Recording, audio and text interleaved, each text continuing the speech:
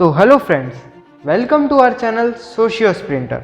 और last video में हम लोगों ने जाना था कि क्या है जिम्बाब्वे की हिस्ट्री और क्यों जिम्बाब्वे को इकोनॉमिक क्राइसिस फेस करना पड़ा है। पर हमने आपको एक सवाल के साथ छोड़ दिया था लास्ट वीडियो में, और आज इसी सवाल का जवाब हम देने वाले हैं।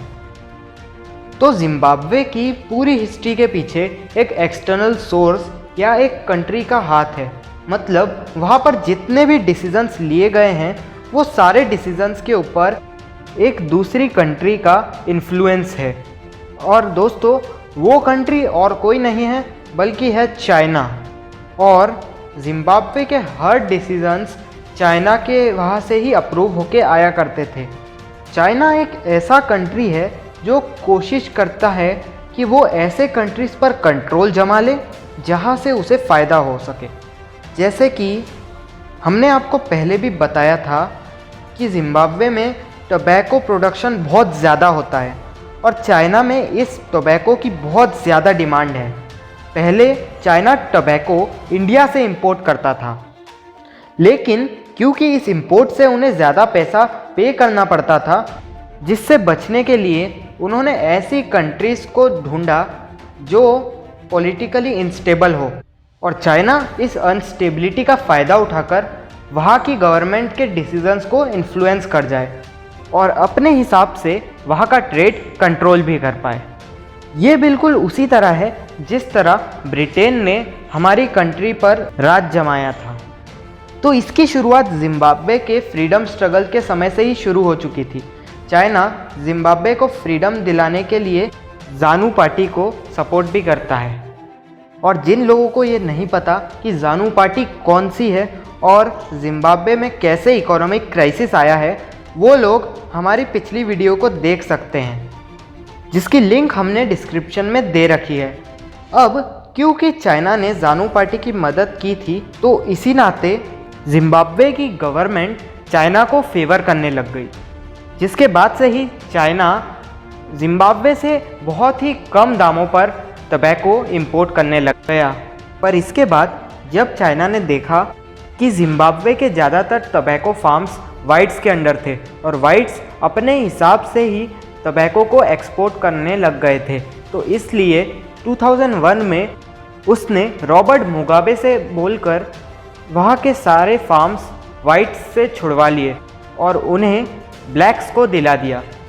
उन्होंने सोचा कि वहाँ के ब्लैक्स वहाँ की गवर्नमेंट के अंडर थे और चाइना का इन्फ्लुएंस वहाँ की गवर्नमेंट पर बहुत ज़्यादा था, तो इसलिए उन्हें अब फिर से सस्ते दामों पर टोबैको मिलने लगा। पर उनका ये डिसीज़न बहुत ही गलत साबित हुआ। और फिर जब 2006 से 2008 के बीच बहुत ज़्यादा इकोनॉमिक डिप्रेशन आने लगा, तब चाइना ने वापस जिम्बाब्वे की मदद की, क्योंकि चाइना अपना कंट्रोल उस पर से छोड़ना नहीं चाहता था। अब आप लोग सोच रहे होंगे कि अगर रॉबर्ट मुगाबे और चाइना के रिलेशंस इतने अच्छे थे, तो जब रॉबर्ट मुगाबे की पावर बहुत ज़्यादा बढ़ने लगी तो फिर चाइना ने उन्हें हटवा क्यों दिया।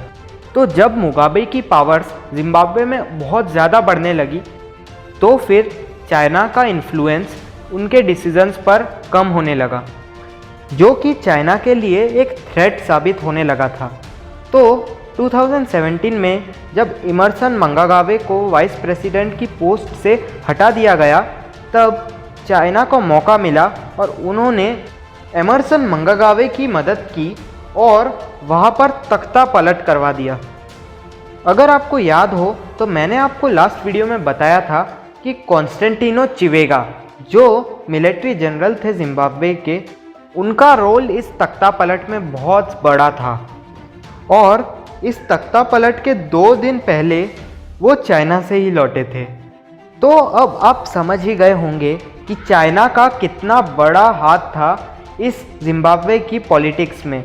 जिम्बाब्वे जो कि एक प्रॉस्पेरस कंट्री हुआ करता था, उसे चाइना ने बर्बाद कर रख दिया है।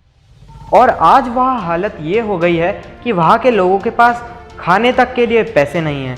वहाँ पर गरीबी सब तरह से छाई हुई है। इतना ही नहीं, हालत तो ये है कि आईसीसी यानी इंटरनेशनल क्रिकेट काउंसिल ने जिम्बाब्वे की क्रिकेट टीम को इंटरनेशनल क्रिकेट से बाहर कर दिया है। और ऐसा इसलिए क्योंकि जो पैसा वहाँ की क्रिकेट बोर्ड को दिया जाता था, उस पैसे पे जिम्बाब्वेन गवर्नमेंट का इंटरफेरेंस बहुत ज़्यादा बढ़ गया था और आधे से ज़्यादा पैसा गवर्नमेंट के ऑफिशियल्स ही बांट लिया करते थे। तो इससे आप समझ ही सकते हैं कि वहाँ पे क्या कंडीशन है। वहाँ पर एक तो गरीबी है और ऊपर से वहाँ की गवर्नमेंट बहुत ज़्यादा ही करप्टेड है। तो दोस्तों, इस वीडियो में हमने आपको उस एक्सटर्नल कंट्री यानी चाइना के बारे में बताया और किस तरह चाइना ने जिम्बाब्वे को बर्बाद करके रख दिया। और आज के दिन भी चाइना पूरी दुनिया में डिस्टर्बेंस का केंद्र बना हुआ है। उसकी वजह से पूरे एशिया में वॉर लाइक सिचुएशंस बनी हुई है। खासकर इंडिया के साथ उसके जो बॉर्डर कन्फ्लिक्ट्स है, उससे पूरे वर्ल्ड को चिंता होने लगी है। और ये साबित करता है कि चाइना किस तरह का लालची देश है और उसे सबक सिखाना बहुत ही ज़रूरी है। तो आप लोग क्या सोचते हैं, क्या चाइना जैसा घटिया देश इस दुनिया में और कोई हो सकता है? कमेंट में ज़रूर बताइएगा। तो इस वीडियो में बस इतना ही। आपको अगर ये वीडियो पसंद आया हो तो इसे लाइक कीजिए और ज़्यादा से ज़्यादा शेयर भी कीजिए। और ऐसी ही वीडियोस को देखते रहने के लिए हमारे चैनल को सब्सक्राइब करना ना भूलें और बेल आइकन को भी इनेबल कर लीजिए ताकि आपको मिले हमारी वीडियोस की नोटिफिकेशंस सबसे पहले। तो अब मिलते हैं नेक्स्ट वीडियो में। तब तक के लिए आप हमारी दूसरी वीडियोस को भी चेकआउट कर सकते हैं।